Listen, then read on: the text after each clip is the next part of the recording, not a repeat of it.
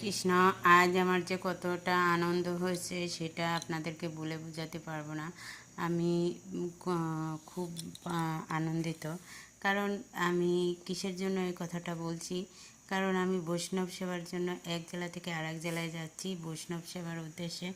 আর এই দেখুন, আমরা সবাই চলে এসেছি বাস কাউন্টারে, আর বাস কাউন্টারে বসে আছি বাসের জন্য। আর আমি একটু ভিডিও করছিলাম, জগন্নাথ দুষ্টুমি করছিল, আমার খুব ভালো লাগছে জগন্নাথের এইগুলো।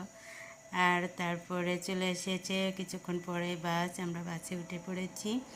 বাসে ওঠার পরে বেশিক্ষণ লাগবে না, 2 ঘন্টা 2.5 ঘন্টার মধ্যে আমরা পৌঁছে যাব।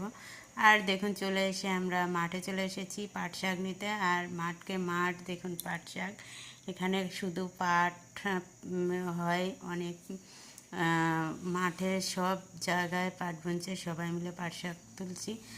আর শাক তোলার পরে কিছুক্ষণ পরে রান্না শুরু করে দিয়েছিলাম, সবাই 3 জন মিলে আমরা এই রান্নাটা করেছি, ভগবানের রান্না। করতে আমাদের কোনো কষ্ট হয়নি, কিন্তু প্রচণ্ড গরম ছিল, যার কারণে আমরা একটু ক্লান্ত হয়ে গিয়েছিলাম। তাতে আমাদের কোনো কষ্ট হয়নি, কারণ যেহেতু ভগবানের রান্না, অনেক আনন্দ করে রান্না করেছি।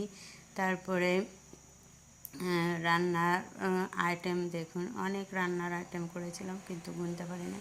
আরেকটা আইটেম আছে। আর